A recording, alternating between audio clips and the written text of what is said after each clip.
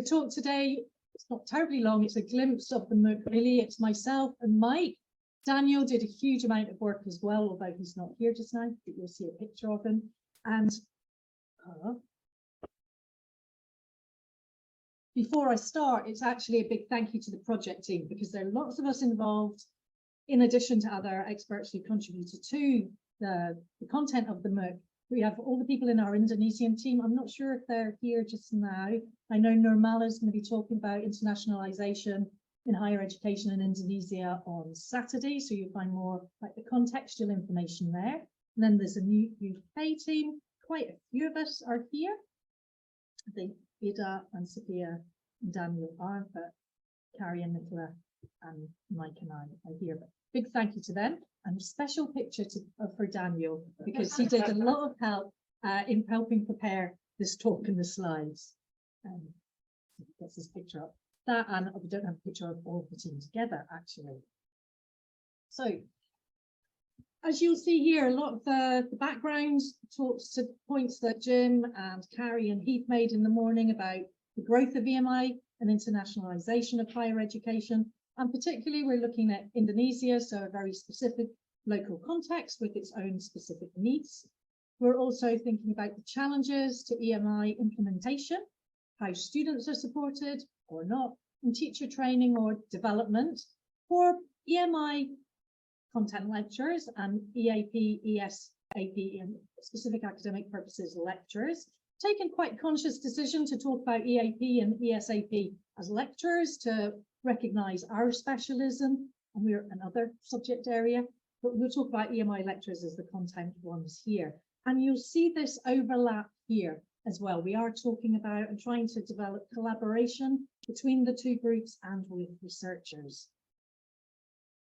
These are the grand aims. It was a British Council funded project, digital innovation grants. And these are our project aims. In order to meet those targets is building infrastructure. So a MOOC, massive online open course for EMI and ELT EAP teaching resources and lectures. You'll see the ELT EAP, a lot of people working in the language area, moving from language teaching into EAP. Some are start off in that area. A MOOC so that it's accessible across Indonesia, and you'll see later when Mike talks about the design features, how we try to make things smaller, bite-sized, things that can be downloaded so that they'll work to connectivity issues and so that we can use it in different contexts. I was talking to Carrie at lunchtime and we were talking about our ambitious, huge project, and it's really been a case of curb your enthusiasm because we did have grand aims and we've covered a huge amount, but not as much as we originally hoped. But the MOOC, by reaching a lot of people, we hope will help develop capacity. So we had animation challenges here.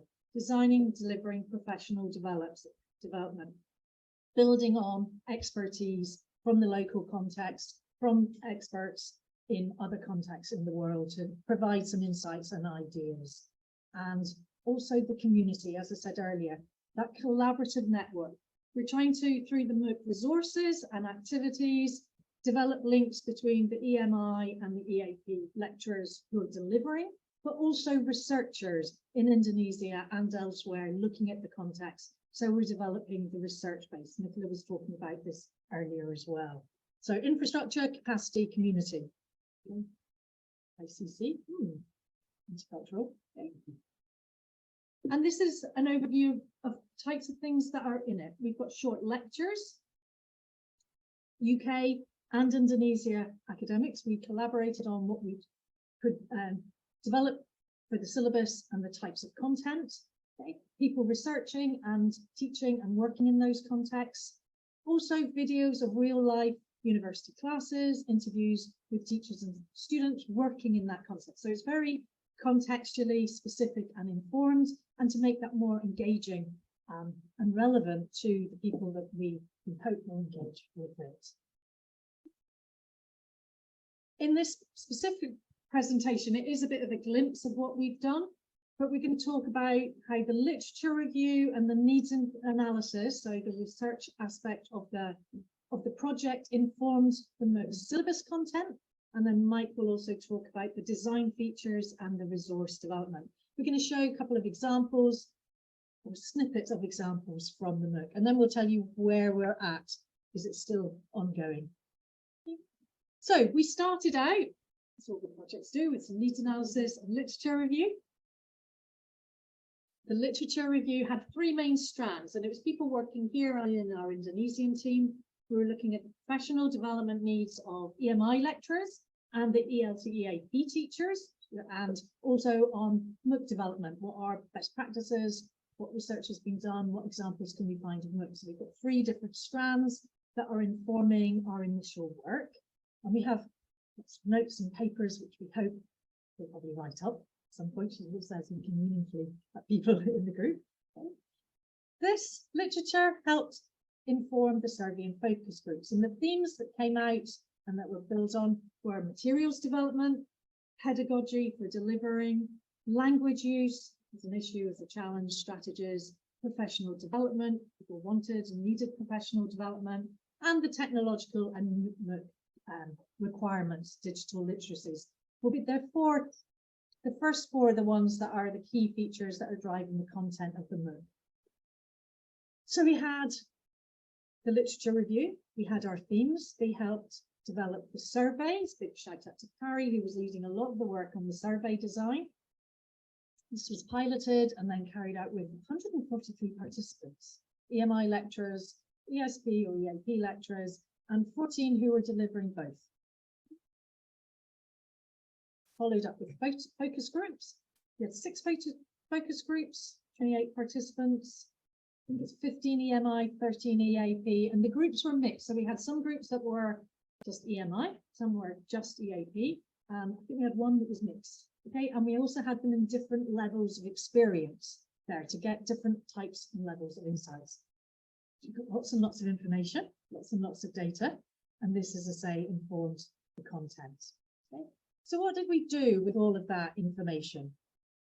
Apart from look at it and think, oh, a lot of information. Okay. Well, we identified different key areas and looked at the literature review and the results. So one of the areas that came out was about language use and pedagogy, and what do we do with different students and different levels of students in mixed ability classes. So we know from the literature, teachers' limited skills in supporting students' language needs, particularly if they're maybe new to EMI or and the whole area. Content lecturers' needs, pedagogy and methodology. That's been reported on the literature, and that also came out in aspects of our questionnaire. So, for example, one of the questionnaire questions points was, my students always understand me when I speak English in class. 44% overall positive. The others more neutral or negative, but mixed results there. So we've got some people, and we saw when we got into the data, people with lots of very good ideas on the ground and what they were doing. Other people talking about the challenges that they faced. So part of the aims of the MOOC were to help support EAP and EMI lecturers deal with these. Open-ended question was teaching in English to match students limited. English and explain technical terms, frequently mentioned. But we also got really good examples of what people are doing on the ground to deal with those challenges. Okay. Focus groups as well, and we're in the way, so move us. Okay. More time spent on translating rather than understanding the content. That was in one focus group. Lecturers with less experience, they felt less confident when asked to teach. So we had a whole section also on use of L1 and translanguaging and how that can be useful and supported here. I wrote it down, can't remember who was talking about translanguaging, it was probably you, Carrie, in this morning, and effective use of strategies. In this context, if I'm not mistaken, I think nearly all of the students in the context, the teachers, lecturers share the L1. It's not always the case, but you can still do a lot there. So we've got the literature review, questionnaire, the focus group, and I need to move us again. Okay. And one of the modules was teaching students with mixed or lower proficiency English. So we have all this information and the types of things we did in lecture, in terms of the content. Each of the modules has 3 strands. So teaching mixed ability was A, scaffolding for mixed ability students was B, and then classroom interaction and learning opportunities. And this is also where you'll see where we drew on local and international experts and expertise and experience. So Dr. Sari Carmina has short lectures on challenges and potentials for mixed ability, teaching strategies and ways of checking students' learning progress. And you'll see when Mike talks, we have short lecturettes with activities round about them for engagement. Okay. Sophia was talking about theory and literature on scaffolding. What can teachers do? What can teachers say? Yep. So, okay. And so within our lectures, we have very practical aspects, research informed, some of the theory and concepts that can inform practice and possibly research. And then we also have a number of external experts we asked to do lectures. So in this module, we have Steve Walsh, who's talking about interaction and learning, classroom interactional competence. So he talks a bit about some of the background and research in that area, some examples on that. And then we also have, because we collected lots, we were very ambitious, we've got examples of classroom recordings and interviews with teachers. So very, very locally, contextually specific and informed there. This is the types of things we have in terms of the lecture content. We also then had to think, what do we do with all of this? So we had the overall syllabus design, but Mike will carry on to go on to that in a minute. This is one module, I think it's module 3. Okay, and this is the structure of the overall MOOC. We have an introduction where we're contextualizing the need for the MOOC and some of the key concepts and terms. The first one introduces EMI and EAP in EMI. Okay, Ursula, who's here, is one of the expert speakers in there, and Nicola as well, and Nirmala talking about the Indonesian context. We had designing learning materials. One of the big aspects that came out in the research was about access to resources and needs. And so we have a whole specific section on needs analysis, what it is, how they might carry it out in different contexts, how EAP and ELT lecturers can work together in doing so, in collecting and finding out about needs. We looked at teaching in English to students with mixed or limited proficiency. Carrie does one on translanguaging and with other people. There's one on engaging students in the classroom, and then a final one, I think it's Jim's features in that, on teacher development. Lecture videos, PowerPoints, sample extracts from real classes, video clips, as I said, from the local context. So this is the introduction of how we use needs analysis and the literature review to inform the syllabus design. What we're going to do next is think about how the needs analysis informs the design features and the resource writing. And for that, I'm going to hand over to Mike. Good. Myself up here. Thank you, Carole, for all of that. Worried. Okay, we'll try that again. All right, so yes, as Carole introduced, I'm going to kind of talk about how the design features and the resources were developed and transitioned from documents onto a website, as it's slowly transitioning to there right now. So to take you kind of through the process right here, I'll give you some examples. When we did our needs analysis, one of the things we followed or found, I should say, is that survey participants showed a preference for interactive elements, feedback from other course participants, and hands-on activities. So what did we take from this kind of needs analysis? And we decided that active engagement was one of the guiding principles when designing the MOOC. So the design features that we plan to implement onto the MOOC was a discussion forum, variety of activities. One of the things we did consider, what was very popular in the literature, but was kind of not possible with tech, was gamification of online learning. There seems to be a lot of positive feedback and some good literature that supports that is very effective for improving learning and engagement in online settings. Another example here, needs analysis revealed that higher levels of motivation for those who can relate their learning on the MOOC to real life. Guiding principle for that would be real life relevance. So in our MOOC, we designed reflections and forward planning needs analysis findings were highlighted in the intro. We wanted our participants, our users of the MOOC to really know that this is something that's, that they can relate to, that is something that's can be impactful for their own life as opposed to maybe just generic reading or online courses elsewhere. Oh, I'm gonna have to hide this. We're gonna put that over there. Okay, last one example there. Time is most frequently mentioned in professional development as a challenge. Majority reported only 2 to 4 hours a week of availability. Shorter videos were more engaging. This was highlighted in the MOOC literature. They actually suggested that no more than 10 minutes for a lecture online, and anything over 3 minutes, you start losing learner or user engagement. They disappear. So our guiding principle was time when we designed the MOOC. And let's just do that. So max 4 hours per module, 3 to 5 minutes per video.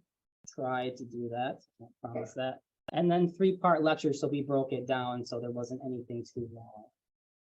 So we have all these wonderfully colorful little charts up here. It's gonna get a bit ugly for a little bit, but I promise it does get prettier. So resource writing. So parts of our team got together and we took all this information and we needed to make a systematic kind of design to how we approached the development. So design templates were first designed for members. They were generic based on our intended learning outcomes for each module. And then selecting and developing content. This is also when we reached out to some of our consultants to help create lecture videos. At the same time, we were designing activity designs. So that would be seeing what's possible on the website, but also seeing what the literature revealed as something that would be engaging during a MOOC. And then reviewing and curating, which is very short and pretty up there, but it's an extremely long process with lots of typos and fixing, but it's necessary when designing a MOOC. So planning and design documents. So here are some very ugly examples, but these all had to be drafted up. Now, as Carole introduced before, we had 6 modules, which sounds simple at first, but then each module has about 3 sessions. Each session has 3 lectures. So you can see it starts getting quite big. And we have to make these kind of documents for each lecture, for each session, for each module. And they were all designed to relate back to the intended learning outcomes for each module. So ugly documents. We also created templates for all of the resources for the lecturers to use. British Council, in fact, was heavily up there because they were part of the funding for it. But we wanted to have kind of a standardization, not only just for the website design, but also for the presentation of lectures and whatnot. This is a further development. So these are the actual kind of drafts of what each page will look like on the MOOC. So it's stuff that we put into here, gets sent out for review, curating, activities get added, things get added such as these, what we call pre-session reflections, which factor heavily into impact. We want to measure the impact of our MOOC. So we have these reflections before the session starts and after the sessions and modules end. That's all very confusing. I apologize, but there's a lot in there and I don't have a whole lot of time to go through it all. So as I mentioned before, the modules be broken down. So in this case, we had for a module session A, B, C, and then a module review. We call these key inputs 1, 2, and 3. These were the lectures, but some of them, as mentioned initially when Carole was talking, is that we have classroom observation videos. We have interviews with lecturers and students from the Indonesian context, and we find their opinions, the stakeholders' opinions, very valuable. So we've included those into our key input sections and activities that are associated with. So it's starting to look a little bit more pretty now. So this is how the website is being developed right now. You can see we have our modules going in over there. So learners, users who are interested in joining the MOOC would sign up, they would register, they would get access, and then they would be able to start with the modules. We decided that we did not want a linear process. So anyone who can start, they could start in module 1, but maybe if they're not interested or they have a familiar background with EMI and EAP, they could start on module 2 or 3 or 4. Needs analysis posts. Again, this is going back to the relevancy of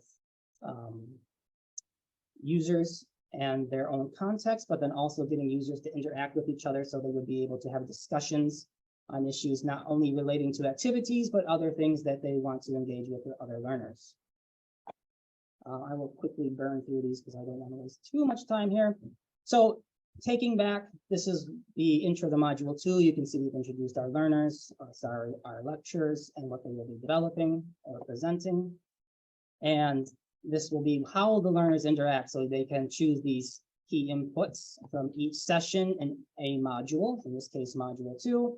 And then they go through the activities, they go through the key inputs, complete the follow-on tasks before going on to session B, session C, and then a completed module 2. These are some of the key inputs that we developed. So in this case, you can see Dr. Ursula is up there. She was one of them who contributed, and this is her video when it's available. But then this is how one of the lectures they would be. So I think Ursula's videos were around 3 to 5 minutes, which is perfect. And they would complete watching this video, and then they would follow on some activity tasks, presentations, discussion forums, whatever for each session. We did try to vary it, so we didn't want our learners being too bored with each follow-on activity. These are what the follow-on activities look like. So you can see there's open-ended questions, yes or no questions. Some of them are conditional. So in this case, if you answer yes, kind of how can you follow up? Some of them are self-reflection questions. Others will direct the users to the discussion forum where they can engage with other users there. Okay. So to wrap up, where are we now? We just finished, and by saying we, I actually mean Sophia and Nirmala, just held a workshop in Indonesia where they actually held, it was a 3-day workshop, I believe, with potential stakeholders to go through, I guess, a in-person form of the MOOC, which I heard was met with great success. The MOOC is still in development stage formats. Yes, it is very much a work in progress. Yours truly is doing a lot of that, and it's been very long work. And finally, this is going to be hosted on ELINET, so you might recognize some of the colors up here look very ELINET-ish, and that's because the MOOC will be hosted on ELINET. So I think that's it for how we develop. There's some references. There you go.